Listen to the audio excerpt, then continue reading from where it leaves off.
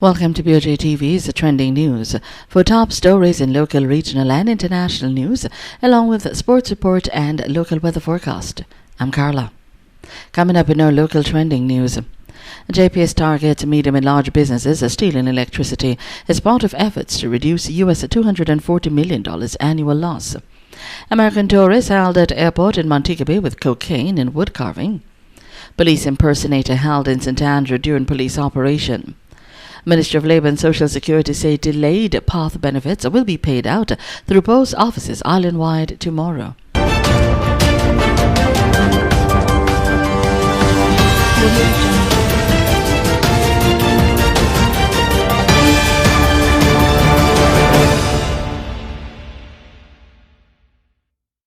Now the details. Increased technology to catch those who are determined to steal electricity because they don't want to pay, and government assistance for those who steal electricity because they cannot afford to pay are two prongs of multifaceted plan by the Jamaica Public Service Company to reduce the amount it is losing through theft. Vernon Gordon, Chief Financial Officer of the JPS as a company, is resolute in reducing the 18% non-technical losses it recorded last year, and this equates to approximately US $240 million.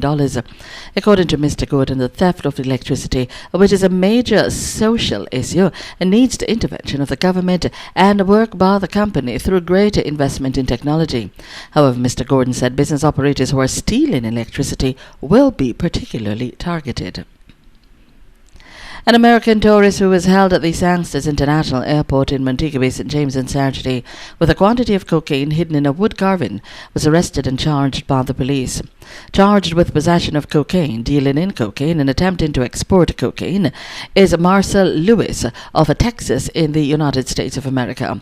Reports by the police are that Lewis checked in at the airport to board a flight destined to Houston, Texas, when his luggage was searched. A wood carving belonging to Lewis was found to contain approximately 1 pound of cocaine with an estimated street value of Jamaican $750,000. He's booked to appear in the St. James Parish Court this Friday, August 23. A man who purported to be a law enforcement officer was arrested after he was found in possession of a firearm and ammunition on Lyndale Avenue, Kingston 20, on Saturday, August 17, the police have reported. The Constant Spring Police reported that while conducting an operation about 11:45 p.m., a team went to a sports bar on the road. During a search of the patrons, a Ruger 9mm pistol with a magazine containing 8 9mm rounds of ammunition was taken from the man's waistband. He attempted to mislead the police by telling them he's a member of the security forces and a licensed firearm holder. Investigations, however, proved his claim untrue, and he was taken into custody in relation to the incident. His identity is being withheld at this time pending further investigations. The Firearm Licensing Authority FLA says it has been cracking down on rogue holders of permits who have not been paying due regard to the conditions of their license and is urging all persons to follow all prescribed guidelines. Among those in its crosshairs are persons who have used their weapons to threaten spouses, those who engage in illegal gun salutes at parties and funerals, and others who leave firearms laying around carelessly for children to shoot themselves or others. According to the FLA CEO Shane Dallin, the agency has punished several persons for acting contrary to the conditions of their firearm permits or license. We have launched our enforcement and compliance drive, and we have provided a hotline for persons to call into the FLA to report instances of violence by license holders, particularly in domestic violence. We encourage persons to provide information.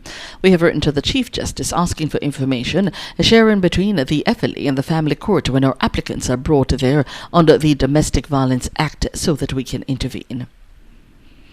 The Ministry of Labour and Social Security is advising path beneficiaries who collect their benefits through local post offices island-wide that the delay in payment last week will be done tomorrow. The Minister said path checks will be paid through post offices on August 20, which was delayed from August 15. The delay was due to additional process and time needed to prepare back-to-school benefits along with regular checks. In the meantime, persons who collect their checks through Paymaster, Bill Express and NCB Cash Card were able to collect those payments last week. Those were your top stories making local trending news. Now join us for news from across the region as well as our international story, sports and local weather forecast from across the region. A British woman died due to infection following a serious burn suffered in a fire in Barbados, a post-mortem examination has revealed. Natalie Critchlow, 44, from Colindale, London, was in Barbados to look after her disabled brother.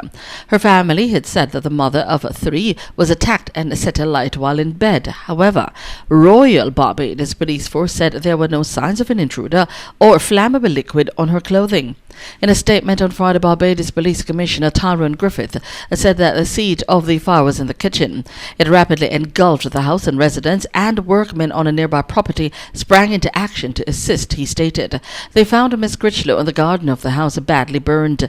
CCTV from an adjacent house clearly demonstrated that no one entered those premises for hours prior to the fire, the commissioner said. He said the footage also showed the blaze originated in the kitchen. A man who once lived in the house had been interviewed, but the commissioner said he had no involvement in Miss Critchlow's death. In international news, authorities say a Florida man has been arrested and accused of threatening a mass shooting in text messages. The Volusia County Sheriff Office said 25-year-old Tristan Scott Weeks of Daytona Beach sent several text messages stating he wanted to break a world record for the longest confirmed kill ever. The office said that in another message, Weeks texted he wanted to reach 100 victims and had decided on a location. It was unclear who Weeks was texting or how deputies obtained the information. Authorities say Weeks was arrested Friday at a supermarket in Daytona Beach shores on a charge of making written threats to kill. The sheriff's news release said Weeks told detectives he didn't own firearms but was fascinated with mass shootings. Jail records didn't list an attorney for Weeks. Over in our sporting report, Jamaica's defending world and Olympic champion Omar McLeod, who has struggled at times this season, declared that he will not be giving up his IAAF World Championship title without a fight. After winning the 110-meter hurdles at the Muller Grand Prix at Alexander Stadium in Birmingham, England yesterday, McLeod, who recently changed coaches and is now based in Florida, was one of 4 Jamaicans to win their events at the meet. This included Daniel Williams with a dominant display in the 100-meter hurdles, Johan Blake in the men's 100 meters, and 400-meter runner Akeem Bloomfield. On our local weather forecast, insignificant feature, a trough across Jamaica. Additionally, there is a low-level jet stream across the central Caribbean. The trough will remain the dominant feature throughout the period. A tropical wave is expected to move in the vicinity of the island this evening.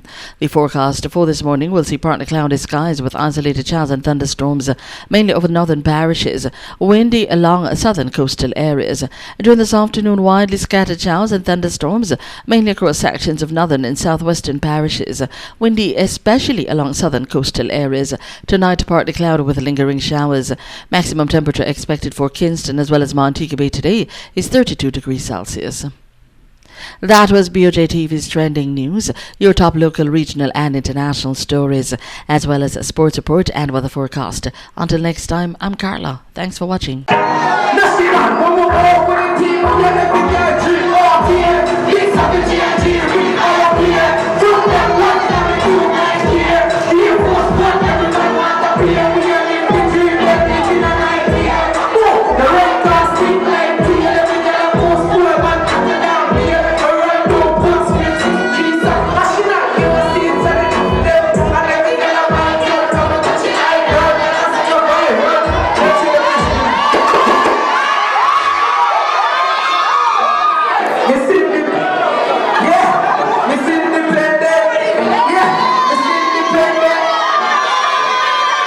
You wanna think